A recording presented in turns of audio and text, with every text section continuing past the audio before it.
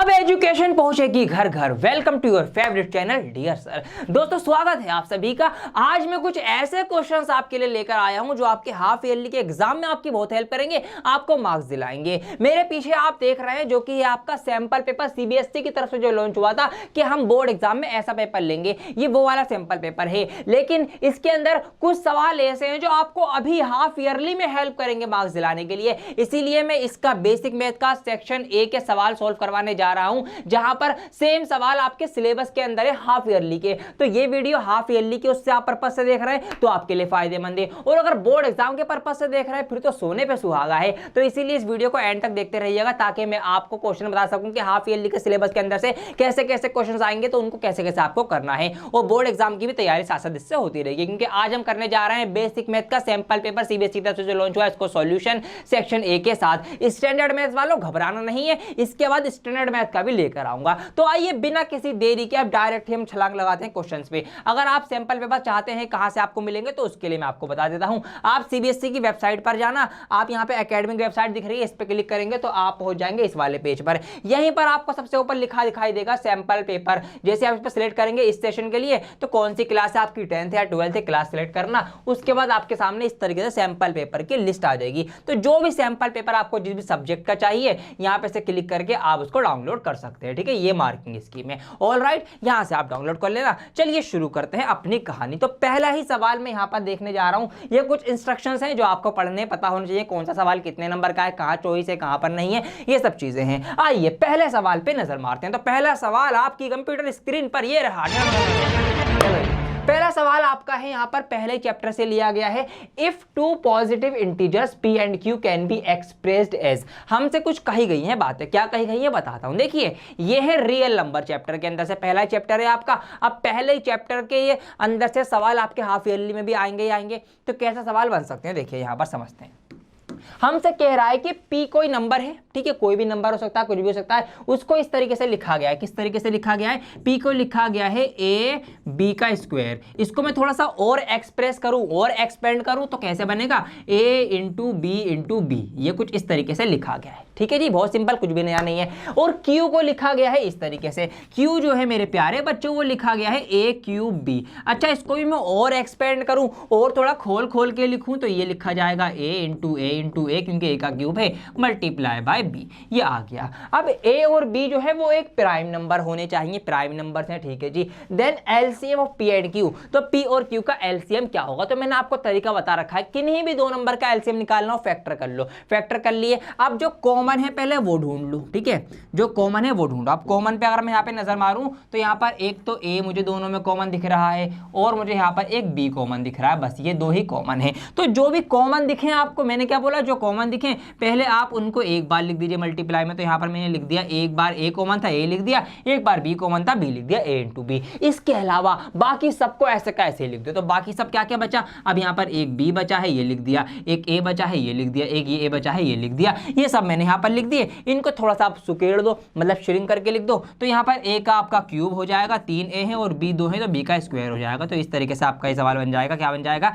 a cube b square. ये इसका LCM है। ऑप्शन देख लो कौन सा है, कौन सा ऑप्शन है जी? a cube b square, option number C. तो फटाफट से आप यहाँ पर ऑप्शन सी जो है वो क्लिक कर देंगे और एक नंबर आपको मिल जाएगा। तो एलसीएम आपका यहाँ पर निकाला गया है। तो एलसीएम निकालना आना चाहिए आपको, फैक्टर करने हैं, एलसीएम निकालना है। एचसीएफ भी आ सकता है तो एचसीएफ निकालना भी आपको आना चाहिए। तो हाफ ईयरली में अगर कोई भी एलसीएम या एचसीएफ से रिलेटेड सवाल आएगा ही आएगा, तो इसको आपको कैसे करना है जी? ऐसे करना है, सिंपल एज दैट। इसकी एक शॉर्ट ट्रिक भी है। अगर आपको ऐसे डायरेक्ट एलसीएम बताना हो तो क्या करना है आपको? देखिए यहाँ पर आपने देखा यहाँ पर a b का स्क्वायर है और a क्यूब b है। तो एलसीएम डायरेक्ट अगर आपको पता करना हो तो ऐसे भी आप कर सकते हैं। कैसे? इनकी दोनों की हाईएस्ट पावर लिख दो, सिंपल एज दैट, एलसीएम आ जाएगा। जैसे कि यहाँ पर a की पावर 1 है, यहाँ पर a की पावर क्यूब है, तो हाईएस्ट पावर क्या है? a की क्यूब। तो यहाँ पर मैंने क्यूब लिख दिया। अब b की देखो, b का स्क्वायर है, b की पावर 1, हाईएस्ट पावर क्या है इसके अंदर? b का स्क्वायर, तो b का स्क्वायर लिख दिया। तो a cube b square, simple as that, LCM आ जाएगा। ठीक है जी, आगे बढ़ जाते हैं। थोड़ा सा मैं रैपिड रहूंगा ताकि फटाफट हम कम टाइम में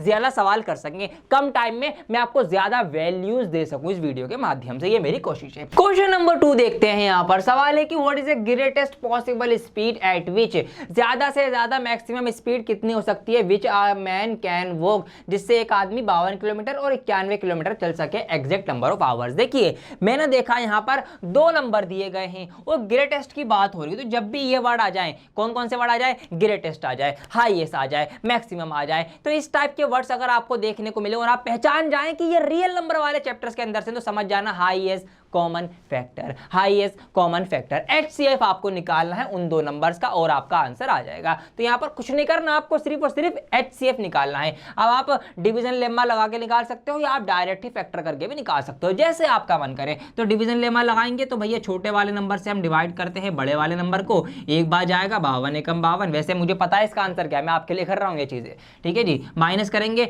11 में से 2 जाएगा 9 बचेगा, यहाँ पे 8 बचेगा, 8 में से 5 जाएगा 3 बचेगा, 39 हो गया। फिर क्या करते हैं, फिर इसको अंदर लेकर आते हैं, तो यहाँ पर ये 52 आपका अंदर आ जाएगा।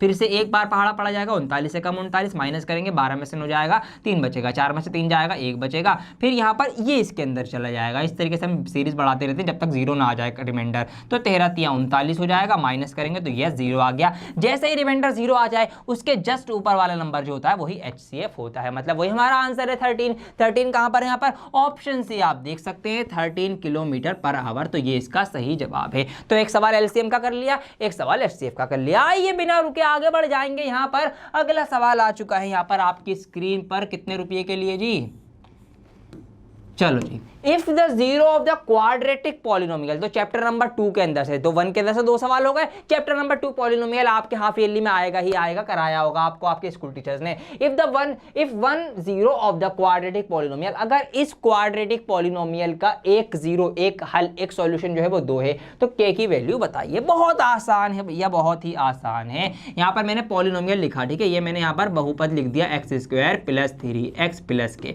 अब देखिए ये जो 2 है ये इसका एक जीरो है, इसका एक हल है। जीरो का मतलब क्या होता है, मैंने आपको बता रखा है पहले की क्लासेस के अंदर कि जीरो का मतलब है कि अगर हम इसको 0 के इक्वल रखें और यहां पर हम इस x की जगह पर x2 तो होते हैं ना सॉल्यूशन, यहां पर 2 रखें तो ये पूरी इक्वेशन 0 हो जाएगी। यही 0 का मतलब होता है, जो इक्वेशन को या जो हमारे पॉलिनोमियल को 0 करते हैं वही 0 होता है। तो यहां पर हम x जहां पर हमें दिख रहा है वहां पर हम 2 रख देंगे, तो आप लिख के कर सकते हैं प्रॉपर, पुट x = 2 इन पॉलिनोमियल, ठीक है, लिख देना। तो यहाँ पर x का स्क्वायर है तो 2 का स्क्वायर होगा, प्लस 3 × 2 प्लस k = 0, तो 2 दूनी 4, 3 दूनी 6, प्लस का k = 0, 6 और 4 10, प्लस का k = 0, 10 प्लस का है उधर जाके माइनस का हो जाएगा, तो निकल के आ गई k की वैल्यू।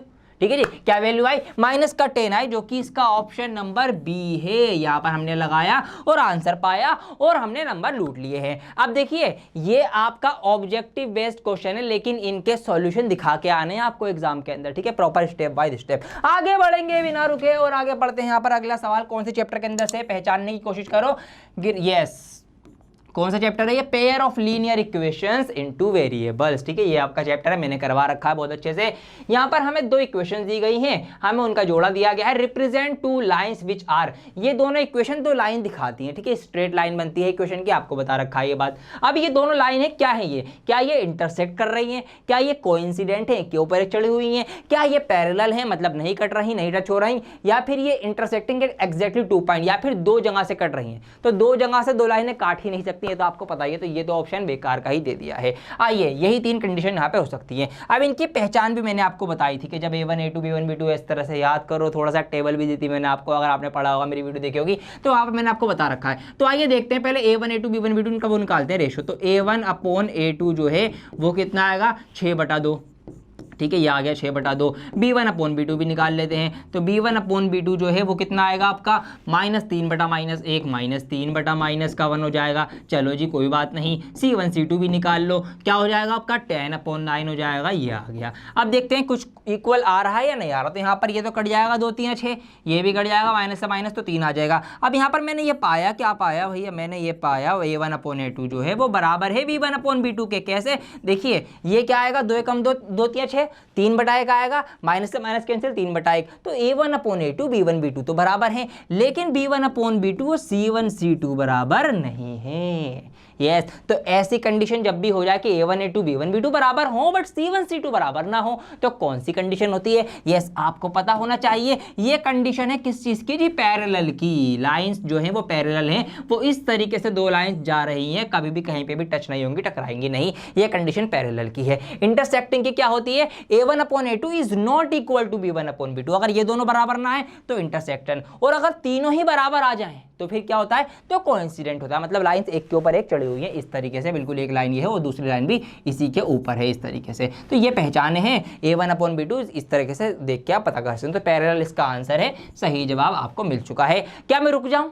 नहीं रुकूंगा, चलता रहूंगा मैं तो, और आगे बढ़ जाऊंगा मैं। यहाँ पर सवाल मेरा बहुत ऊपर पहुंच गया, इसको भी नीचे लेके पहले बराबर कर लेता हूं। आइए क्वेश्चन नंबर 5 हम देखने जा रहे हैं। इफ द क्वाड्रेटिक इक्वेशन, फिर से एक इक्वेशन दे दी, हमसे कहा गया है कि भैया आपके पास ना एक समीकरण है। ये हमने यहाँ पर समीकरण जो है, हिंदी वाले भी ध्यान देंगे ताकि मैं इसलिए हिंदी का भी वर्ड यूज कर रहा हूँ। ये एक समीकरण दी गई है, हमसे कहा गया है इसके रियल एंड इक्वल रूट्स हैं। रियल और इक्वल रूट्स हैं। इक्वल रूट्स कब आते हैं? याद करो, इक्वल रूट्स कब होते हैं? इक्वल रूट की कंडीशन ये है कि जब b² - 4ac जो है वो 0 के इक्वल हो जाए तो आपके इक्वल रूट्स होते हैं। 0 से बड़ा होता है तो आपके डिस्टिंक्ट, रियल और डिस्टिंक्ट मतलब अलग अलग दो सॉल्यूशन, तो जो दो जीरोस निकल के आएंगे, देखिए पावर 2 है, पावर 2 का मतलब है कि इसके दो हल निकल के आएंगे। अब अगर ये 0 से बड़ा है तो दो हल अलग अलग होंगे, और अगर 0 से छोटा है तो कोई हल नहीं होगा, नो रूट्स होगा। अगर 0 के बराबर है तो दो इक्वल रियल रूट्स होंगे। तो इसका मतलब हमें जब कह रखा है भैया इसके रियल और इक्वल रूट्स है, तो इसका मतलब b² - 4ac 0 के बराबर है। ऑल राइट, अब रख दो तो क्या होता है? ये आपका a होता है, ये आपका b होता है, ये आपका c होता है। तो b² मतलब 4 का स्क्वायर, डायरेक्ट यहाँ पे आप 4 का स्क्वायर लिखेंगे, -4 × a होता है x² के साथ वाला, जो कि कुछ भी नहीं तो 1 लिख देंगे। c होता है यहाँ पर ये जो k है, ये लिख दिया मैंने, ठीक है जी।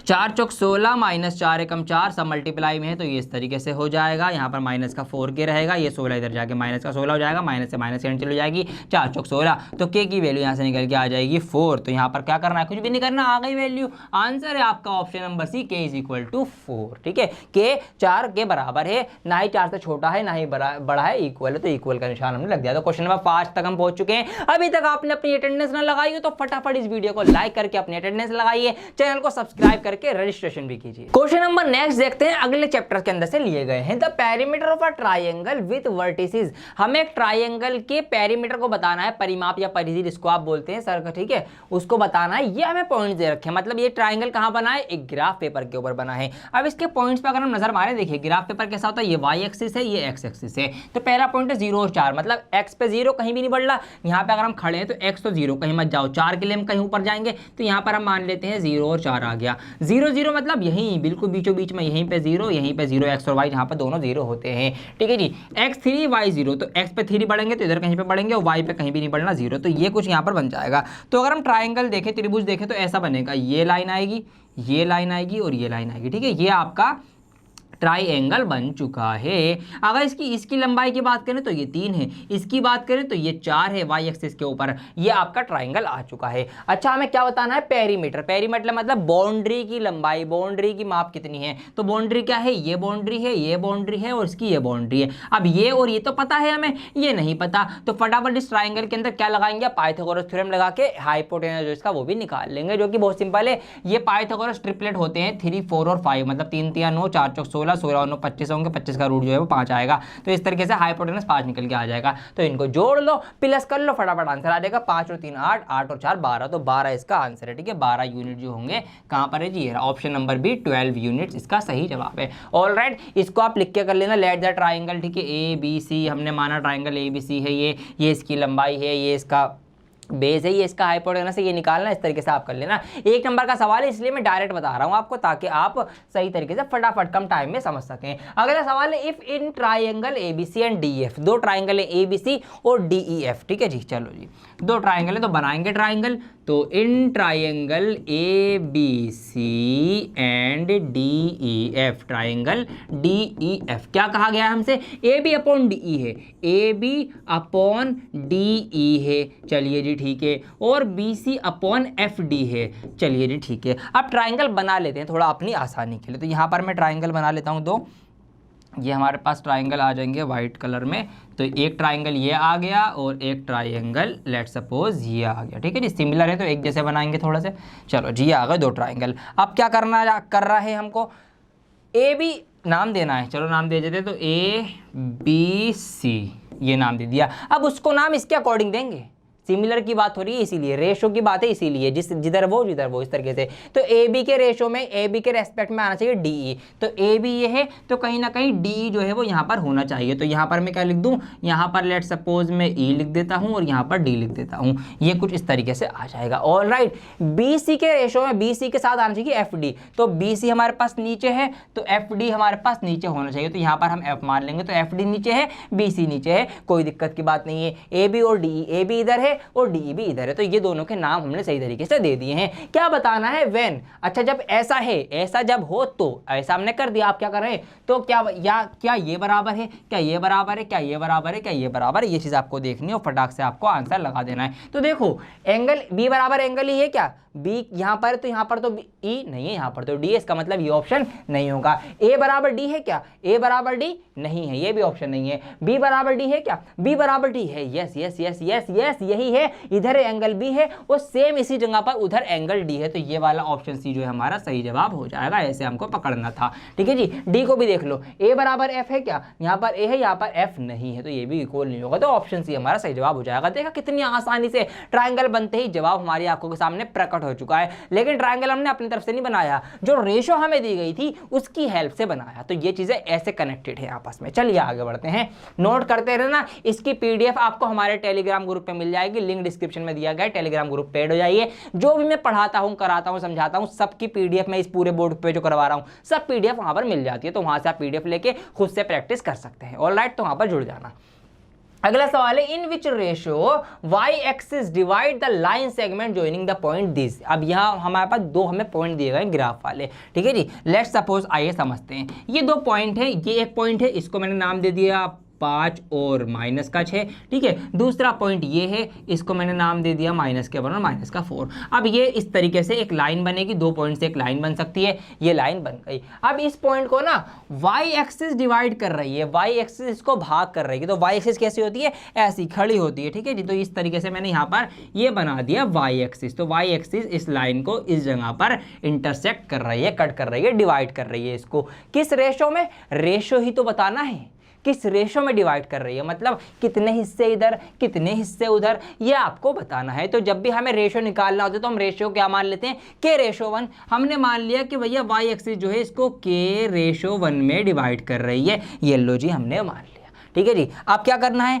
एक आपका फॉर्मूला है, वही फॉर्मूला लगाना है। इसको आपको x1 और y1 मान लेना है, इसको आपको x2 और y2 मान लेना है, और जो रेशियो होती है वो आपकी m1 और m2 होती है। ये सब आपको पता है। फटाक से फॉर्मूला लिखो और अपना आंसर लेकर आओ। आइए फॉर्मूला लिखते हैं। पॉइंट्स निकालने के, कोऑर्डिनेट्स निकालने, क्या होता है फॉर्मूला, होता है आपका m1x2 प्लस m2x1 और divided by m1 plus m2। ये आपका आ जाएगा, x का कोऑर्डिनेट निकल जाएगा ऐसा करने से, ठीक है जी। y का निकालना है, same m1y2 plus m2y1 equal to कह रहा हूं अपॉन m1 प्लस m2। यहां से आपका y का पॉइंट निकल के आ जाएगा, ठीक है जी। फटाफट से निकाल लेते हैं। आइए वैल्यू रखते हैं। अब यहाँ पर देखिए m1 इंटू x2, तो m1 क्या है, m1 है आपका k और x2 क्या है, ये -1। तो -1 और k की मल्टीप्लाई क्या होगी, -k आएगा। तो यहाँ पर आपका आ जाएगा -k प्लस m2x1, m2 क्या है आपका 1 और x1 क्या है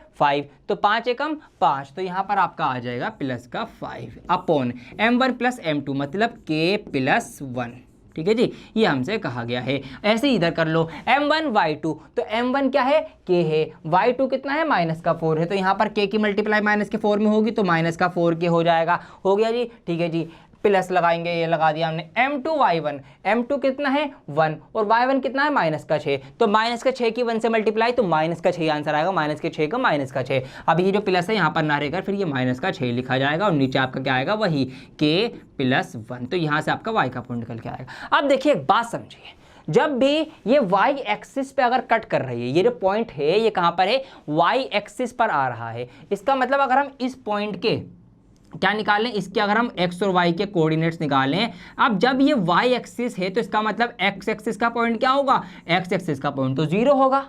सिंपल सी बात है भाई, देखो ये x एक्सिस है, ये y एक्सिस है, जब भी कोई भी पॉइंट y एक्सिस पर आएगा कहीं पर भी तो x एक्सिस पर तो वो बढ़ा ही नहीं ना, इसका मतलब x एक्सिस वाला पॉइंट उसका क्या होना चाहिए, 0 होना चाहिए। जैसे कि पिछले सवाल में अभी आया था, मैं आपको दिखा देता हूँ, ये रहा, कहाँ गया जी, ये रहा, यहाँ पर ये जो पॉइंट है, अब ये यहाँ पर y एक्सिस पर है पॉइंट, इसका मतलब x एक्सिस पे हम कहीं भी नहीं बढ़े तो x एक्सिस का पॉइंट 0 है। तो यही चीज़ का हम यूज़ करते हुए हम क्या करेंगे, हम इसमें ये जो x एक्सिस वाला कोऑर्डिनेट है, अब ये x एक्सिस का पॉइंट है, ये y एक्सिस का पॉइंट है, इस जगह के पॉइंट है ये, ठीक है। अब इसका मतलब x वाला पॉइंट 0 होता है, तो इसको हम रख देंगे 0 के इक्वल। इस तरीके से हमने अपने पुराने सारे कॉन्सेप्टों का यूज करते हुए इसको 0 के इक्वल करा। क्रॉस मल्टीप्लाई करेंगे, इसकी 0 से मल्टीप्लाई होगी तो सब 0 हो जाएगा, खत्म हो जाएगा, टाटा बाय बाय कर दो इसको, यहाँ से सब कुछ हटा दो, तो इसका मतलब ये सिर्फ 0 रह जाएगा। वो माइनस का k है, ये 5 इधर आके माइनस का 5 हो जाएगा, फिर माइनस से माइनस कैंसिल हो जाएगी, तो k की वैल्यू 5 निकल के आ जाएगी। तो इस तरीके से हमने पुराने कॉन्सेप्ट का यूज करते हुए k की वैल्यू निकाल लिए 5।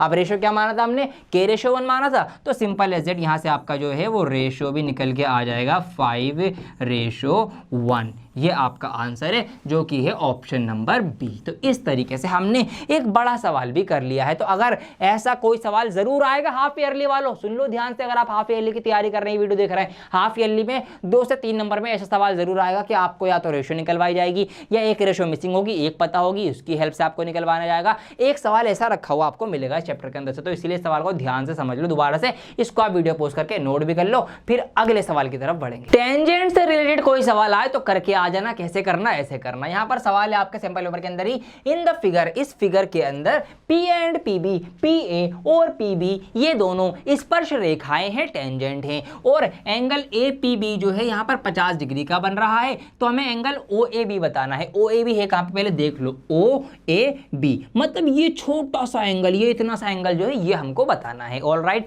कैसे पता कर सकते हैं, आइए सारे कॉन्सेप्ट यूज करने हैं, बस कुछ से बाहर कुछ भी नहीं है, बहुत आसान है इसको निकालना। देखिए हमको ये बात पता है प्रीवियस नॉलेज की, अगर हम बात करें कि हर एक टेंजेंट स्पर्श रेखा सेंटर से यहां पर 90 डिग्री का एंगल बनाती है, मतलब ये 90 डिग्री का होगा, यहां पर ये पूरा भी यहां से यहां तक ये वाला ये 90 डिग्री का होगा। अब देखिए यहां पर ये PAOB जो है पूरा PAOB ये पूरा एक क्या बन गया है, एक क्वाड्रिलेटरल बन गया है, एक चतुर्भुज बन गया है जिसकी 4 भुजाएं होती हैं। अब एक इसके क्वाड्रिलेटरल के जो इंटरनल एंगल्स होते हैं, इन पूरे का सम होता है 360 डिग्री, एक ट्राइंगल का 180 और एक क्वाड्रिलेटरल का चतुर्भुज का 360 डिग्री। इसका मतलब ये जमा ये जमा ये जमा ये सब मिलके 360 डिग्री के हैं। आइए लिख लेते हैं इसको, अब लिख कर ही करना, तो angle P plus angle A, ठीक है, angle P plus angle A plus angle B plus angle O, ये सब मिलके हैं 360 डिग्री के। ये आपको पता है कितने डिग्री, 50 डिग्री। A और B दोनों कितने कितने डिग्री, 90 डिग्री, क्योंकि हमें पता है कि ये 90 डिग्री के ही होते हैं। और यहाँ पर एंगल O हमको नहीं पता है, तो इस तरीके से एंगल O आपका निकल के आएगा। तो 90 90 180 और 5 कितने हो जाएंगे आपके 230। अब 230 में से माइनस करेंगे जब हम, तो कितना बचेगा आपका, ये आपका बचेगा 130, ठीक है, 0 6 में से 3 गया 3 और 3 में से 2 गया 1, तो 130 डिग्री आपका आ जाएगा। इस तरीके से क्या आ जाएगा, ये वाला एंगल निकल के बीच वाला। अब ये एंगल जो है, अब देखो यहाँ पे बात समझो, ये एंगल ये वाला ये आया है आपका 130 डिग्री का। अब हम बात करेंगे इस ट्राइंगल की, जो यहाँ पर आपको ये ट्राइंगल नजर आ रहा है ना, ये वाला ट्राइंगल AOB, इस ट्राइंगल की अगर हम बात करें तो इस ट्राइंगल के अंदर कितना सम होता है एंगल का, ट्राइंगल के अंदर जो सम होता है वो होता है 180 डिग्री। अब 180 डिग्री में आपको ये निकालना है, तो आइए निकाल लेते हैं। कैसे निकालेंगे, एक है एंगल A, एक है एंगल B और एक है एंगल O, ये तीनों मिलकर 180 डिग्री बनाएंगे। एंगल A और B नहीं पता हमें, ये देखा जाए तो यही निकालना है हमको, ये वाला एंगल A, ठीक है, और ये B है, दोनों बराबर होंगे, ये दोनों एंगल बराबर होंगे। क्यों बराबर होंगे, क्योंकि इस ट्राइंगल की ये साइड और ये साइड तो रेडियस है, इस सर्कल की रेडियस है, रेडियस बराबर होती है, और जब दो एंगल की जो दो साइडें हैं वो बराबर हैं तो उनके सामने वाले एंगल क्या होते हैं, बराबर होते हैं। आइसोसेलेस ट्राइंगल, अगर मैं इसको देखूं तो कहीं ना कहीं ये इस तरीके से आइसोसेलेस ट्राइंगल बन रहा है। जब दो साइड्स इक्वल तो साइड्स के आमने सामने के एंगल इक्वल, तो इसका मतलब एंगल ए और बी बराबर होंगे। इसको आप कुछ भी मान सकते हैं, ठीक है, कुछ भी मान सकते हैं। अगर ये एक्स है तो फिर ये भी एक्स है। ये आपका 130 डिग्री है, ये सब मिलके 180 डिग्री के बराबर हो रहे हैं। अच्छा, यहाँ पे प्लस आएगा, ठीक है जी। x और x कितना हो जाएगा आपका 2x हो जाएगा। 180 डिग्री में से 130 माइनस हो जाएगा तो आपका कितना आ जाएगा, आपका जो है वो 50 आ जाएगा। और 50 का जब आप आधा कर देंगे तो कितना आ जाएगा, जो आपका 25 आ जाएगा। तो इस तरीके से x की वैल्यू आपकी 25 निकल के आ गई। मतलब ये एंगल जो हमने माना था, एंगल ए वाला जो बताना था हमको, 100 कितना आ गया, ये आपका आ गया 25 डिग्री, ठीक है जी। 25 डिग्री कौन सा ऑप्शन है, ऑप्शन नंबर ए है यहाँ पर 25 डिग्री। तो ये एंगल छोटा सा, ये वाला छोटू एंगल, ये 25 डिग्री, ये 25 डिग्री, 50 डिग्री और ये 130 डिग्री, तो पूरा 180 डिग्री बन जाता है इस तरीके से। तो ये आपका निकल के आ गया। ऑल राइट, सिंपल सा सवाल था। आगे बढ़ जाएंगे, यहाँ पर कॉन्सेप्ट के खेल हैं सारे। अब ये आ गया ट्रिग्नोमेट्री। आने वाले 2-3 सवाल ट्रिग्नोमेट्री चैप्टर से रहेंगे। अगर हाफ ईयरली में आपका ट्रिग्नोमेट्री चैप्टर आ रहा है तो भैया बहुत ध्यान देना है आपको। यहाँ पे 3 के 3 सवाल में से एक आध सवाल ऐसे कैसा बिल्कुल आपका आ सकता है। तो कैसे करना है सीख के जाओ। साइन ए बराबर 1/2। अगर साइन ए जो है वो 1/2 है, अब साइन जो है वो ए है जो कि 1/2 है। साइन होता क्या है, P/H होता है जी। इसका मतलब अगर एक कोई ट्राइंगल है, मैं बिल्कुल बेसिक तरीके से समझा रहा हूँ आपको, कि अगर कोई एक ट्राइंगल है, वहां पर यहाँ पर अगर एंगल ए है तो एंगल ए के सामने परपेंडिकुलर कितना है 1 है, हाइपोटेनस कितना है 2 है। इसका बेस आप निकालेंगे, बेस कैसे निकलेगा, 2 दूनी 4 में से 1 माइनस करेंगे 3 का अंडर रूट, ठीक है। तो √3 आपका इसका बेस आ जाएगा। पाइथागोरस थ्योरम लगा के निकाल सकते हो। क्या निकालना है आपको निकालना है सेक ए। अब सेक क्या होता है, सेक होता है आपका H/B। अब H क्या है, H होता है हाइपोटेनस जो कि आपका 2 और बेस कितना है √3, तो 2/√3 इसका आंसर है। कौन सा ऑप्शन है जी 2/√3? अरे 2/√3 तो ऑप्शन में ही नहीं है। √3/2, 1/√3, √3 और 1, ये क्या बात हो गई।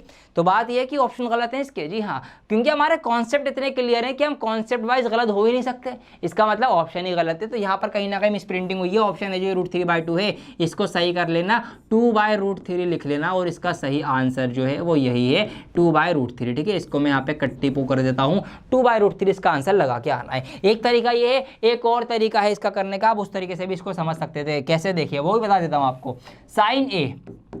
साइन ए जो है वो कितना बता रहा है हमें, 1/2 बता रहे हैं। अब साइन 1/2 कितने डिग्री पे होता है, सोचो। साइन 1/2 होता है 30 डिग्री पे। तो इसका मतलब मैं ये भी लिख सकता हूँ कि साइन 30 डिग्री की वैल्यू जो है वो 1/2 है, ठीक है जी। ये मैंने लिख दिया यहाँ पर। इतनी बात समझ में आती है। अब यहाँ से आप सोचो और वैल्यूज़। अब साइन की वैल्यू हमें पता है 1/2। अब ऐसे अगर आप सोचेंगे किसकी वैल्यू, सेक की वैल्यू, तो सेक 30 क्या होगा, ठीक है जी। सेक 30 क्या होगा, तो सेक 30 जो होता है वो किसका उल्टा होता है, वो कोस का उल्टा होता है। अब कोस की जो वैल्यू होती है वो √3/2 होती है, ठीक है जी। अब वहाँ से आप देखेंगे तो √3/2 का उल्टा 2/√3 ही आएगा। तो इसका मतलब यही आंसर इसका सही है, ठीक है। ऐसे आप कर लेना। ये वाला तरीका बहुत आसान था, इसलिए मैंने आपको इससे बताया। उसमें आपको टेबल की हेल्प लेनी पड़ती तो आप भूल सकते थे, वैल्यू गलत पुट कर देते थे तो गलत आंसर ला सकते थे। इससे गलत नहीं आएगा लेकिन, क्योंकि हमें यहाँ पर सब कुछ पता है, क्या परपेंडिकुलर, क्या हाइपोटेनस, क्या बेस, इसलिए मैंने आपको इससे करवाया। चलिए आगे बढ़ते हैं। अगला सवाल दोबारा से ट्रिग्नोमेट्री के अंदर से ही, ये किसके बराबर होगा। सिंपल एज जेड, नजर मारो देखते ही क्या क्या हो सकता है। √3 इसमें भी दिखाई दिया, √3 इसमें भी दिखाई दिया, तो दोनों में √3 है। मल्टीप्लाई में तो मल्टीप्लाई का रूट जो 3 कॉमन आ जाएगा। अंदर यहाँ पर रह जाएगा कोस स्क्वायर ए प्लस अंदर यहां पर रह जाएगा साइन स्क्वायर ए। अब आपको पता है कि कोस स्क्वायर ए और sine square theta plus cos square theta किसके बराबर, 1 के बराबर। तो इसका मतलब √3 ब्रैकेट में रह गया 1 से मल्टीप्लाई करेंगे, √3 एकम √3 खत्म, सवाल हो गया आपका। √3 कहाँ पर है, √3 ये रहा ऑप्शन सी। तो देख रहे हैं आप कितना आसान है ये बेसिक वाला, डायरेक्ट है। स्टैंडर्ड में थोड़ा सोचना पड़ेगा, डायरेक्ट नहीं होंगे, थोड़े से इनडायरेक्ट होंगे। तो स्टैंडर्ड मैथ का भी मैं इसके बाद कराऊंगा, इसीलिए चैनल को सब्सक्राइब करके रख लो। जितने भी स्टैंडर्ड मैथ्स वाले बच्चे हैं उनकी भी हेल्प में करूंगा। अब यहाँ पर आ गया ये लंबा चौड़ा सवाल, क्या है जी, कोस 1 डिग्री, कोस 2 डिग्री, ये सब मल्टीप्लाई में है। अगर ऐसे हम गिनती करते चले जाएं कोस 90 डिग्री तक और सारी वैल्यूज की मल्टीप्लाई करें तो क्या आंसर आएगा। बहुत मुश्किल हो गया ना ये तो। कैसे करेंगे भैया, सोचना पड़ेगा। अब तो ना आपको कोस 2 डिग्री की, 3 डिग्री की, 4 डिग्री की तो वैल्यू भी नहीं पता आपको, 90 की पता है, 45 की पता है, 30 की पता है। कैसे करोगे आप, बहुत आसान है। पीछे सोचो ना, इसके पीछे का देखिए राज क्या है।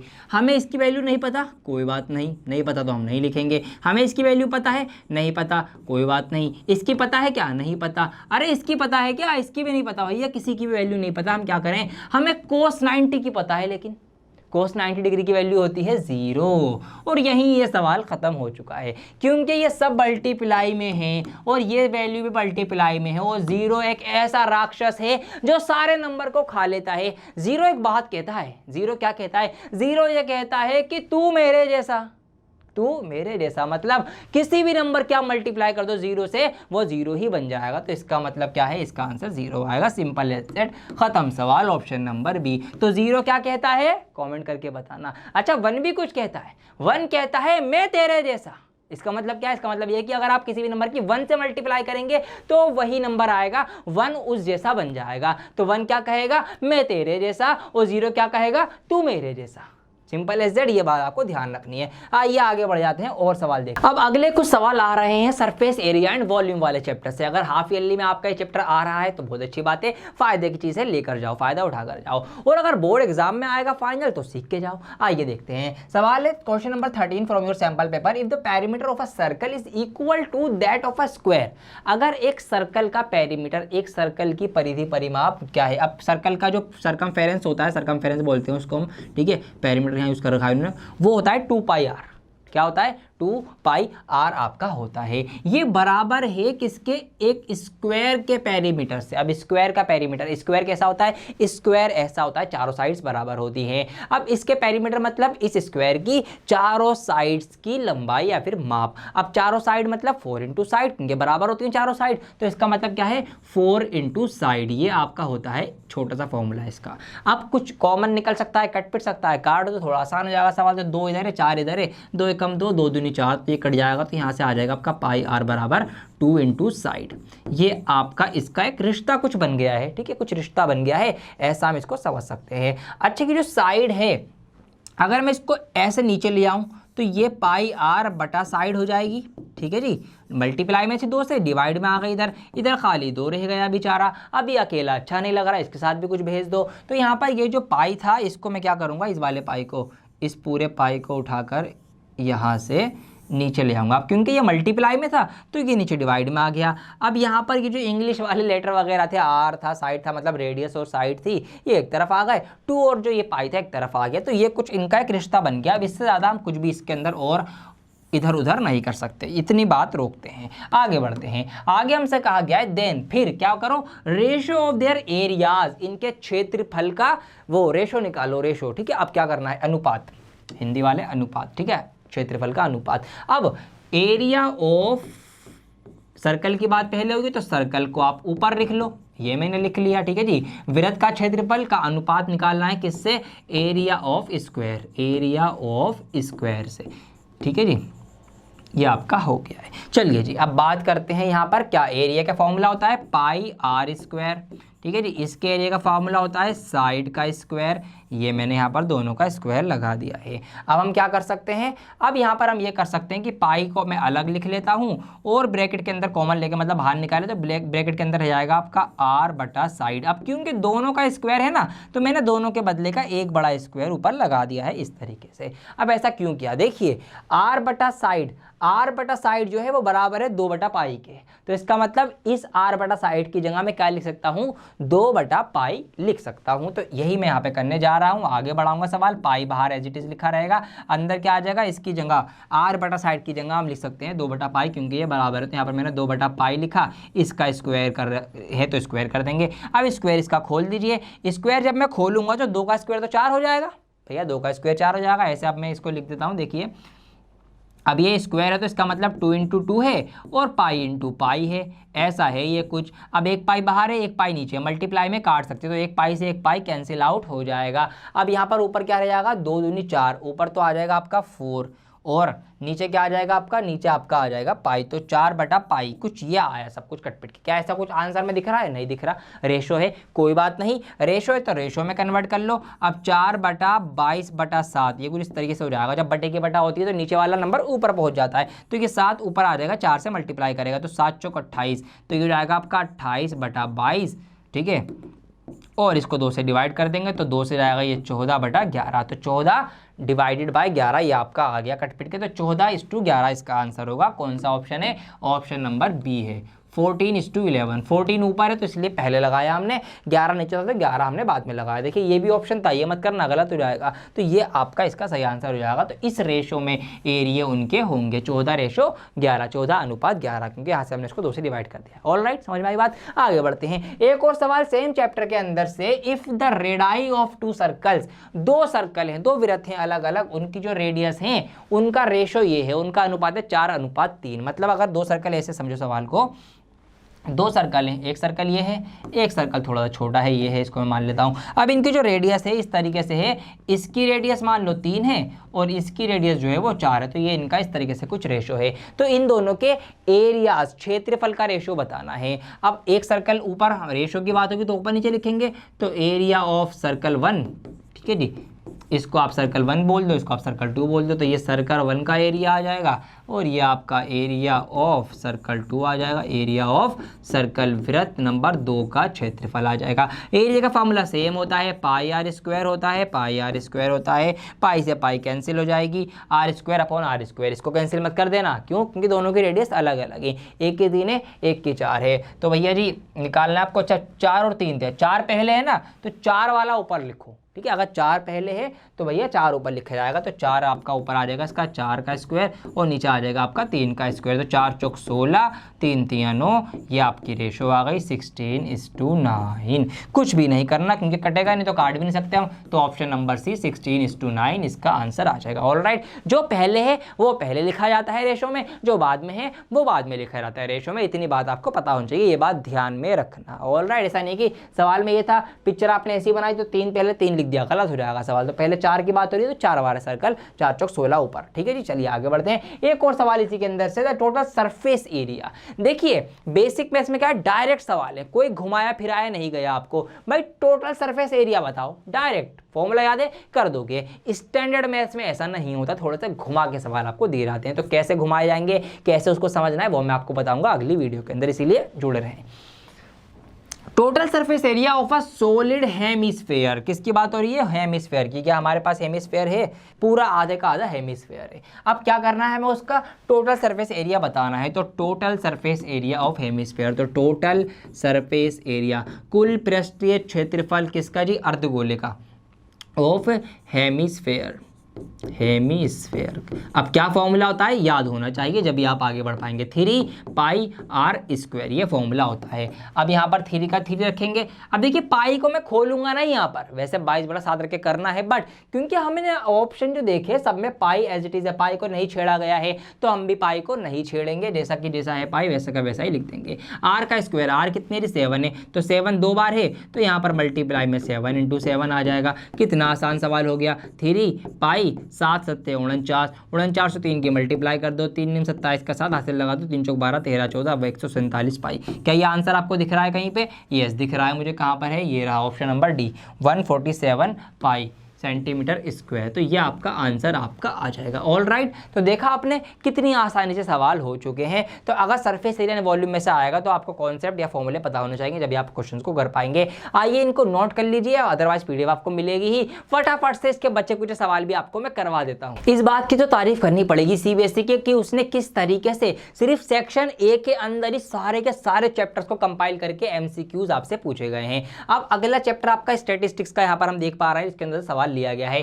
ठीक है, हाफ ईयरली में मुझे नहीं लगता किसी स्कूल ने ये चैप्टर कराया होगा तो बहुत अच्छी बात है, आपके फायदे की चीज है। Otherwise board exam, final exam के अंदर आपको इसके अंदर एमसीक्यू में देखने को मिलेगा, आपको सेक्शन बी में भी एक सवाल देखने को मिलेंगे, 2 सवाल बल्कि, और सेक्शन सी में भी बड़े सवाल में भी आपको ये देखने को मिल सकता है केस बेस्ड के अंदर। तो इसीलिए मीन मीडियन मोड स्टैटिस्टिक्स वाले चैप्टर के अंदर से आपको महारत हासिल होनी चाहिए। देखिए यहाँ पर करते हैं, फॉर द फॉलोइंग डिस्ट्रीब्यूशन, हमें एक डिस्ट्रीब्यूशन, एक बंटवारा दिया गया है, एक क्लास इंटरवल कुछ दिए गए हैं। The upper limit of the model class, हमें इसकी अपर लिमिट बतानी है। तो अपर लिमिट निकालना तो बहुत ज्यादा आसान है। अपर लिमिट कैसे निकलेंगे, अब पहले आप देख लो मॉडल क्लास कौन सी है। तो भैया जी सबसे ज्यादा बार इसके अंदर फ्रीक्वेंसी ऑक्यूरेंस हो रही है, सबसे ज्यादा फ्रीक्वेंसी किसके अंदर है, इसके अंदर है। तो इसका मतलब ये हमारी क्या हो जाएगी, मॉडल क्लास हो जाएगी। तो ये हो गई हमारी मॉडल क्लास। अब इसकी किसकी बात हो रही है, अपर लिमिट की, तो ये इसकी लोअर लिमिट हो जाएगी, ये इसकी अपर लिमिट हो जाएगी। तो सिंपल एज दैट देख के ही हमने आंसर बता दिया, ऑप्शन नंबर सी 20 इसकी अपर लिमिट होगी। अगर अगर लोअर लिमिट पूछता तो हम 15 पे टिक कर देते। बहुत आसान ये सवाल था। आगे बढ़ जाते हैं। आगे हमारे पास है इफ द मीन, अच्छा मीन के अंदर से एक सवाल है, if the mean of the following distribution is 2.6, अगर इस टेबल का, ठीक है, जो भी हमें टेबल दी गई है इसका मीन जो है वो 2.6 है, हमें पहले से दे रखा है, तो हमें क्या बताना है, find the value of Y. ये जो वाई आपको दिख रहा है ना टेबल के अंदर, मतलब इसकी जगह क्या नंबर होगा वो हमको बताना है। तो आइए इसकी हम प्रॉपर टेबल लेवल बना के कार्यवाही आगे बढ़ाएंगे। तो सबसे पहले आपके जो वेरिएबल हैं या जो आपका, ठीक है, वेरिएबल आप जिसको बोलते हैं, यहाँ पर x लिख देते हैं, चलो जी कोई बात नहीं। ये क्या है आपके, 1 है, 2 है, 3 है, 4 है, 5 है, बस 5 तक ही। चलो जी आगे बढ़ जाओ। फ्रीक्वेंसी है आपकी f, फ्रीक्वेंसी जिसको आप बोलते हैं, कितनी कितनी है, 4 है, 5 है, y है, 1 है और आपका 2 है। ये आपकी फ्रीक्वेंसी आ गई। तो ये आपका x है, ये आपका f है। हमें क्या निकालना होता है, FI/XI, ठीक है। फॉर्मूला जो है मीन का, अगर हम फॉर्मूला देखें भैया, मीन का जो फॉर्मूला है वो क्या है, वो यही तो है, sigma FI/XI upon sigma FI, ये आपका फॉर्मूला। तो हमें FI इंटू XI निकालना है, मतलब इसकी और इसकी मल्टीप्लाई करनी है। आइए मल्टीप्लाई करते हैं। तो यहाँ पर फ्रीक्वेंसी की और इसकी वेरिएबल्स की मल्टीप्लाई लिखनी है हमको। तो 4 1 जार 4, 5 2 जार 10, 3y की मल्टीप्लाई हो जाएगी, जो 3y हो जाएगा, 4 1 जार 4 और 5 2 जार 10, ये इनकी मल्टीप्लाई हो गई। अब सिग्मा मतलब सम, इस सब का जोड़, तो जोड़ भी कर लो लगे हाथों। तो ये तो 3y जो है अलग से लिखा जाएगा, वेरिएबल वाला पार्ट, बाकी के नंबर है, नंबर को एक साथ जोड़ लो। तो 4 और 10 14 हो जाएंगे, 14 4 18 हो जाएंगे, 18 और 10 कितने हो जाएंगे आपके, 28 हो जाएंगे। ये आपका आ गया। अब हमें नीचे सिग्मा FI चाहिए, तो इसका भी जोड़ चाहिए, इसका भी जोड़ कर लो। तो y तो अलग से ही आपका जोड़ेगा, ये आ गया। बाकी के नंबर जोड़ लो, 5 और 4 9 और 1 10 और 2 12, ये आपका आ जाएगा 12 प्लस y। तो ये हमने यहाँ पर सब कुछ लिख दिया है। टेबल कर लेंगे हम बंद। बहुत अच्छे से बना के आना, स्केल लेके जाना तमीज़ के साथ, तमीज़ के दायरे में इसको बनाना। अच्छा लगेगा एग्जामिनर को भी देखने में कि बच्चा जो है बड़ा मैनर्ड और स्ट्रक्चर तरीके से पेपर कर रहा है, ऑर्गेनाइज तरीके से। तो जब उसको खुशी होगी तो भैया वो नंबर भी आपको देगा खुशी खुशी। तो इसीलिए इन बातों का आपको ध्यान रखना चाहिए। थोड़ा ऊपर नीचे हो गया, कोई बात नहीं। ये हमारी टेबल आ गई। आप अच्छे से बनाना, बिल्कुल सीधे सीधा करके। अब आइए, दोनों चीज़ें पता है हमको, सब कुछ पता है, निकाल लेते। तो मीन हमें ऑलरेडी दे रखा है 2.6, तो 2.6 ऑलरेडी इज गिवन। यहाँ पर ये आपका आ जाएगा 28 प्लस का 3y।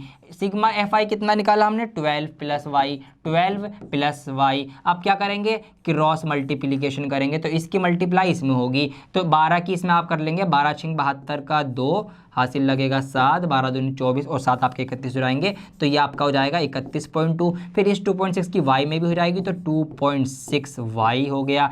इधर यहाँ पर ये एज इट इज आ जाएगा, क्योंकि इसके नीचे कुछ भी मल्टीप्लाई के लिए नहीं था, तो ये नंबर किसी भी जिससे मल्टीप्लाई नहीं होगा, ऐसे का ऐसे ही रहेगा। अब नंबर एक तरफ कर लो, y वाले वेरिएबल्स वाले एक तरफ कर लो। तो यहाँ पर ये 2.6y है, ये मैंने इसको यहीं पर रहने दिया। ये जो y का 3 था, ये ठीक है 3y, इसको मैं इधर ले आऊँगा तो ये माइनस का 3y हो जाएगा। इधर हमारे पास 28 है, रहने दिया। इधर ये 31.2 था, इधर आके ये माइनस का 31.2 हो जाएगा। सवाल आगे बढ़ाएंगे। अब यहाँ पर आप आगे बढ़ाएंगे 2.6 और ये आपके पास 3। जब आप 3 में से 2.6 माइनस करेंगे तो आपके पास बचेगा 0.4, और कौन सा बचेगा, माइनस का, क्योंकि माइनस का जो 3 है वो बड़ा है। भैया 3 बड़ा है ना इससे, 2.5 से थोड़ा सा ज़्यादा से। ऐसे यहाँ पर आप माइनस कर लो, तो यहाँ पर आपका माइनस होके आएगा, कितना आएगा, ये 31 है, 28 29 30 31 और 0.2, 3.2। तो ये आपका आएगा 3.2। ये भी माइनस का आएगा, माइनस से माइनस कैंसिल आउट कर दो, पॉइंट से पॉइंट कैंसिल आउट कर दो, क्योंकि इसमें भी 1 के बाद पॉइंट है, उसमें भी 1 के बाद पॉइंट है, इसलिए हटा सकते हैं। अब सिर्फ 4 और 32 रह गया, और 4 8 32 होते हैं, सिंपल एज दैट। तो इसका मतलब यहाँ से y की वैल्यू क्या निकल के आ जाएगी, 8। 4 8 32, इसको काटेंगे ना, 4 4 8 32, तो 8 आंसर आपका आ चुका है। 8 कहाँ पर है, 8 ये रहा, ऑप्शन नंबर बी 8। तो ये इसका सही जवाब है। तो y की जगह की क्या वैल्यू आएगी, 8 होगा। ऐसे आपको करना। तो मीन का फॉर्मूला रखना है, सिंपल एज दैट, इसको आगे कर लेना। तो इस तरीके से हमने यहाँ पर देख लिए हैं मीन मीडियन मोड से रिलेटेड कुछ सवाल, जो कि आपके 1 या 2 नंबर के अंदर आ सकते हैं। अगर आ जाएँ तो ऐसे करके आ जाना, नंबर लूट लेना। अब अगला सवाल हमें देखने को मिल रहा है प्रोबेबिलिटी वाले चैप्टर से। तो एज ए होल में बात करूँ, कोई चैप्टर नहीं छोड़ा गया, है सेक्शन ए के अंदर, सारे चैप्टर ऑलमोस्ट कंपाइल किए गए हैं। इसके बाद के 2 सवाल हैं आपके असर्शन एंड रीजन, जिसकी मैंने बात करी थी, नया टाइप है, तो वो देखकर आना। अगर आपने यहाँ तक वीडियो देखी है तो वो 2 सवाल भी सीख के जाओ, कैसे उसको करना है, कैसे सोचना है। देखिए सवाल है यहाँ पर, अ card is selected at random from a well shuffled deck of 52 cards. एक 52 कार्ड्स के ताश की पट्टी हमारे पास, इस तरीके खेलते हैं कार्ड्स, और उसके अंदर से हमने उसको शफल करके कितने कार्ड निकाले, एक कार्ड निकाला, सिर्फ एक कार्ड रैंडमली हमने निकाल लिया, पत्ते ऐसे करके छाटे, मिलाए, मिक्स करे, एक पत्ता हमने उसके अंदर से निकाल लिया। तो the probability of its being a red face card, तो ये जो हमने एक कार्ड निकाला है, इसकी हमें प्रोबेबिलिटी निकालनी है कि ये पत्ता जो है ये कौन सा है, रेड है एक तो, और फेस कार्ड है, तो रेड फेस कार्ड की प्रोबेबिलिटी निकालनी है। तो अगर मैं बात करूं रेड फेस कार्ड की, देखिए मैंने आपको प्रोबेबिलिटी की 2 वीडियो बनाई है, एक ये वीडियो है, इसके अंदर मैंने रियल में आपको कार्ड दिखा के सब कुछ एक एक चीज दिखाई है, इतना बढ़िया कॉन्सेप्ट क्लियर कराया है कि इस वीडियो से कॉम्पिटिटिव एग्जाम वाले बच्चों तक के कॉन्सेप्ट क्लियर होकर उन्होंने सवाल बनाना सीख लिए हैं और सवाल अपने अपने एग्जाम में सही करके आए। तो प्रोबेबिलिटी सीखना चाहते हो अगर बढ़िया ये कार्ड वाला कॉन्सेप्ट, ये वीडियो आप जरूर देखना। ऑलराइट, बताता हूं मैं। तो देखिए बात करते टोटल 52 कार्ड होते हैं, ये आपको पता ही है।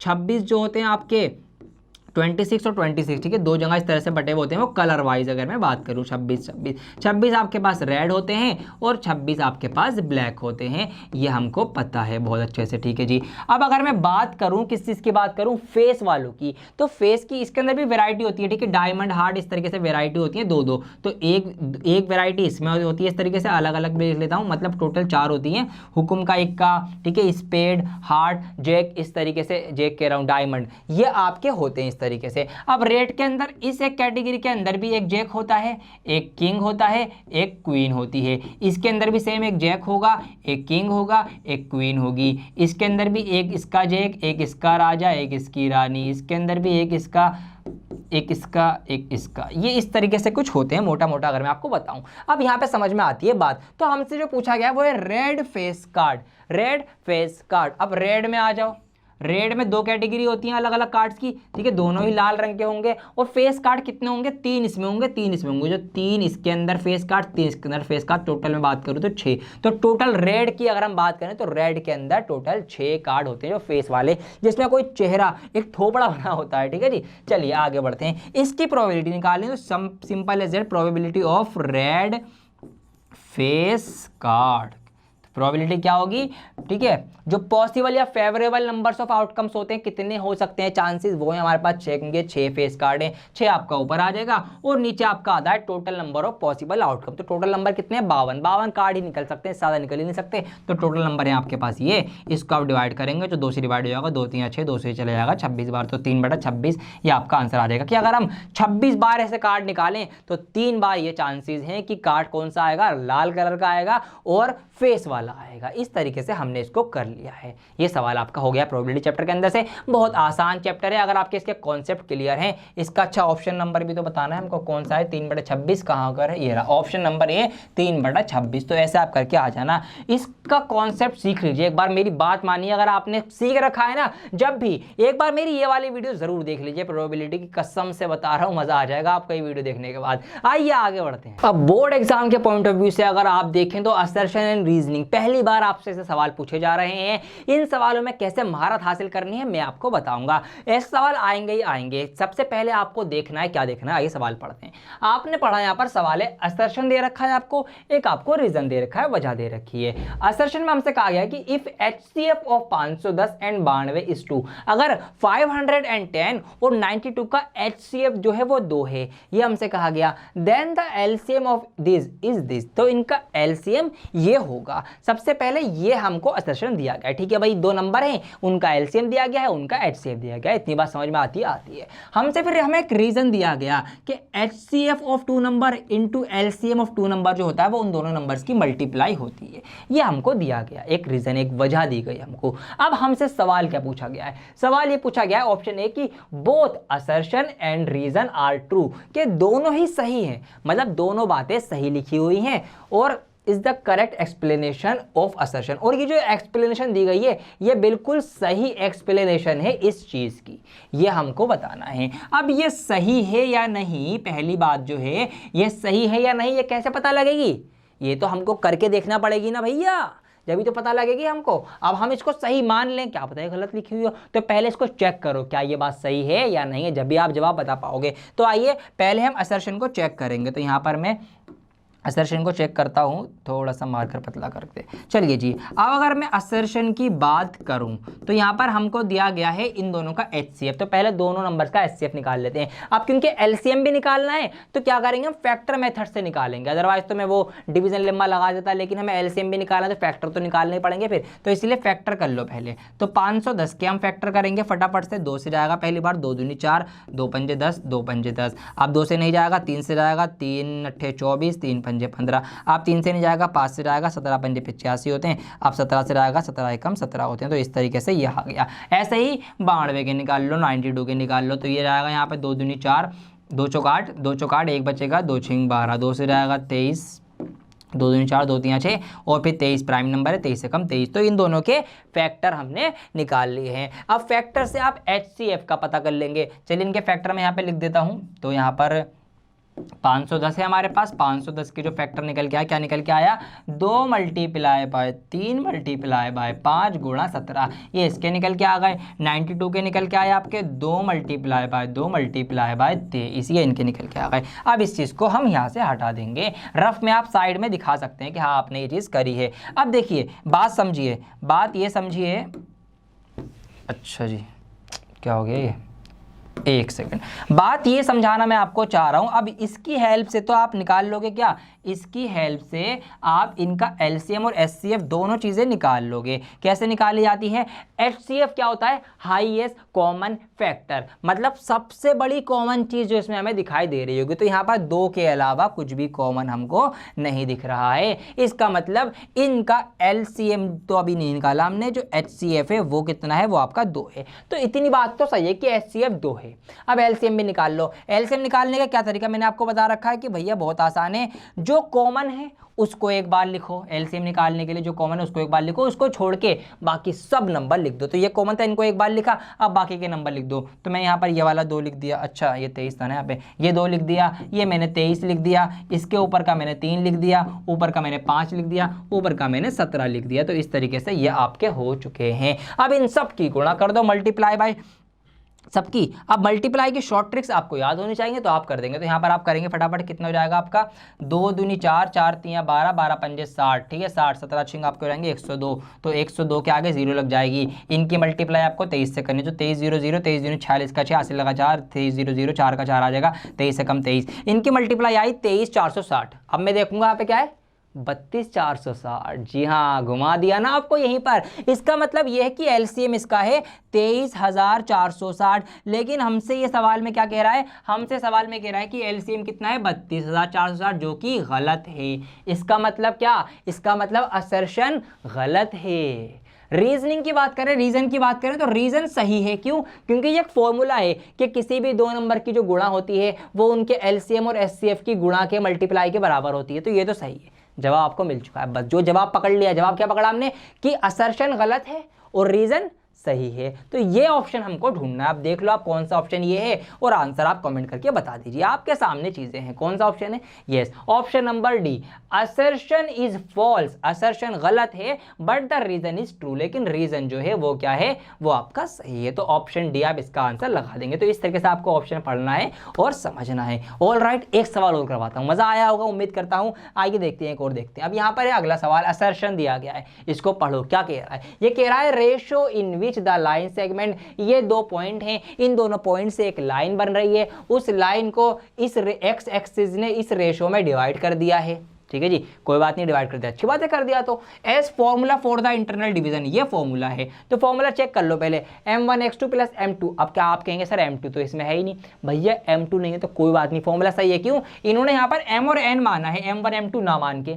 तो भैया m1 m2 ना मान के m और n माना, तो mx2 + nx1 m + n सही है। m2 की जगह बस n है, ये आपको ऐसे सोचना है। तो m1 है, इस तरह से आप तो देखेंगे फॉर्मूला आपका सही है। चलिए जी, अब बात करते हैं क्या, ये ऊपर चेक कर लो क्या ये सब जो बताया है ये सही है या नहीं है, ये आप चेक कर लीजिए फटाफट। तो क्या करना है आपको, यही फॉर्मूला लगाना है। इसको आप x1 कंसिडर कर लीजिए, इसको y1, ये x2, ये y2, और ये आपका क्या हो जाएगा, ये आपका m1 m2 अगर आप करते आ रहे हो तो m1 m2 ही मान के कर लो, ठीक है। कंफ्यूज मत हो कि m1 इसमें m और n है तो mn मान के करना है, ऐसा कुछ नहीं है। आइए करते हैं। तो इसके अगर हम पॉइंट निकालेंगे, कोऑर्डिनेट्स निकालेंगे, तो क्या होता है फॉर्मूला आपका m1 x2 में डायरेक्ट रख दूं, फॉर्मूले के बिना मैं डायरेक्ट रख देता हूँ, फॉर्मूला यहाँ लिखा हुआ है इसके यहाँ पे मैं डायरेक्ट ही रख देता हूँ। तो m1 x2, m1 का है आपका m1 है 1, m1 x2 मतलब 5 एकम 5 प्लस m2 x1, m2 क्या है 2 और x1 क्या है 2, 2 2 4, ये आपका आ गया। और m1 m2 नीचे आएगा तो 2 + 1 यहाँ पे आ जाएगा आपका 3, ये आपका x का कोऑर्डिनेट निकल के आ जाएगा, ठीक है जी। ये आपका x का कोऑर्डिनेट आ गया। अब y का कोऑर्डिनेट निकाल लेते हैं, मैंने अलग अलग ब्रैकेट में बंद कर दिया है, कोई बात नहीं, कोमा लगा के भी लिख सकते हैं आप। अब दूसरा क्या है m1 y2, तो m1 और y2 तो 6 एकम 6 plus m2 y1 plus m2 y1, 2 3 minus के 6, तो ये आपका हो जाएगा इस तरीके से, और इसके नीचे भी आपका आ जाएगा 3, ये आपका इसका पॉइंट आ गया। अब मैं आगे बढ़ूंगा फटाफट, अब इनको एक ब्रैकेट में कर लूंगा, तो 5 और 4 आपके हो जाएंगे 9/3, और ये आपका हो जाएगा 6 - 6 तो आपका 0 हो जाएगा, और 0/3 तो आपका क्या रहेगा, फिर यहाँ पे 0 ही आ जाएगा। तो मैं डायरेक्ट यहाँ पे क्या करता हूँ, इसके बदले में 0 लिख देता हूँ, यहाँ पे मैंने लिख दिया। और ये 3 3 9 इस तरह से ये भी कट जाएगा, तो बेसिकली सब कुछ कट पिट के क्या आएगा आपका 3 आ जाएगा और 0 आ जाएगा। तो ये आपके आ जाएंगे x एक्सिस के, x और y के कोऑर्डिनेट्स। अच्छा, हमसे कहा भी गया था डिवाइड बाय x एक्सिस, तो ये x एक्सिस पे डिवाइड जो है वो कर रहा था। अब x एक्सिस पे डिवाइड करेगा तो y 0 है हमारा, हाँ जी है, बिल्कुल सही बात है। x का कोई पॉइंट आया है, यस आया है, मतलब ऐसे समझो ये x एक्सिस ये y एक्सिस। अब ये जो लाइन बनी है ना कुछ इस तरीके से बनी होगी कहीं पर भी, और x एक्सिस पे डिवाइड करेगी। अब जब x एक्सिस पे डिवाइड करेगी तो y पे तो कहीं भी नहीं बढ़ेगा, इसका मतलब y का पॉइंट 0, सही बात है। हाँ, x एक्सिस पे बढ़ सकता है, जो कि है बढ़ा हुआ है, प्लस में कुछ जा रहा है, तो यस इसका मतलब क्या है कि ये असर्शन सही है, ऐसे आपको पता करना है। अब असर्शन भी सही है, फॉर्मूला सही लिखा हुआ है, फॉर्मूला भी सही है, तो क्या होगा, यस असर्शन और रीजन दोनों ही सही हैं। तो आप इसका कौन सा ऑप्शन लगा देंगे, बोथ, ये ऑप्शन नंबर ए, यहाँ पे आप पढ़ेंगे इसको, ऑप्शन नंबर ए को, both assertion and reason are true, दोनों ही सही हैं, बिल्कुल सही हैं। एंड रीजन, जो रीजन दे रखा है formula, is the correct explanation of assertion, और जो रीजन दिया है ना मैं ये वाला, ये इसका सही एक्सप्लेनेशन है। क्या ये सही एक्सप्लेनेशन है, यस, यही फॉर्मूला तो यूज करा है हमने इसके अंदर, कुछ और तो नहीं करा, और फॉर्मूला भी सही लिखा हुआ है, तो इसीलिए ये रीजन सही है। तो इसीलिए हम क्या कर देंगे, option number A, both assertion and reason are true. तो ऐसे आपको ये वाले सवाल करने हैं। अभी मैं 2 ही सवाल आपको करवा पाया हूं, उम्मीद करता हूं कि और सवाल मैं आपको करवाऊंगा आने वाले सैंपल पेपर, जब मैं सॉल्व करवाऊंगा, जब मैं क्वेश्चन बताऊंगा, और ये सवाल आपको समझ में भी आए होंगे, आपको इसमें मजा भी आया होगा। तो कैसा रहा ये सफर मेरे साथ, आपने रैपिड राउंड एक खेला है, 20 क्वेश्चन मैंने सॉल्व कराए हैं, सीबीएसई की तरफ से लॉन्च किए गए सैंपल पेपर के अंदर से बेसिक मैथ्स के। जिसने भी फाइनल एग्जाम की तैयारी के हिसाब से वीडियो देखी है तो उसकी फाइनल एग्जाम की हेल्प होगी कि कैसे सेक्शन ए उसको फटाफट अटेम्प्ट करना है। पीडीएफ इसकी मिल जाएगी आपको टेलीग्राम ग्रुप के ऊपर, तो टेलीग्राम ग्रुप ज्वाइन भी कर लेना, वहां से पीडीएफ लेके प्रैक्टिस करना। इस वीडियो को ज्यादा से ज्यादा लाइक करके मुझे अपना सपोर्ट दिखाएं, ताकि मैं फटाफट से लेकर आऊं स्टैंडर्ड मैथ्स का भी, कि उसके अंदर कैसे क्वेश्चन से, और उसके अंदर से हाफ ईयरली के कैसे कैसे क्वेश्चन बन सकते हैं, फाइनल एग्जाम में क्वेश्चन आएंगे तो कैसे सॉल्व करने हैं। इसीलिए इस वीडियो को भारी समर्थन चाहिए, आप लोगों के ढेर सारे लाइक चाहिए, ढेर सारा प्यार चाहिए, ढेर सारे कमेंट्स, और शेयर भी करना है इस वीडियो को। जो नए बच्चे मेरे साथ जुड़े हैं, 10th के या 12th के हैं या 11th के हैं, कोई भी क्लास के हैं, आप इस चैनल को सब्सक्राइब कर लीजिए और बेल आइकन प्रेस कर दीजिए। आपके पास इंग्लिश का सारा कंटेंट है प्रोवाइड करवा रहे हैं, लिटरेचर हो, ग्रामर हो, स्पीकिंग हो, या फिर जो भी आपका राइटिंग वाला पोर्शन हो, और मैथ्स के अभी आपके शॉर्ट ट्रिक्स हैं, चैप्टर से रिलेटेड चीजें हैं, सैंपल पेपर सॉल्यूशन है, और जो भी चीजें जरूरी हैं वो सब यहाँ पर आपको मिलती रहेंगी टाइम टू टाइम। इसीलिए कनेक्टेड रहिए, बहुत जल्द लौटूंगा एक और नई वीडियो के साथ, जब तक के लिए बने रहे डियर सर के साथ। जय हिंद।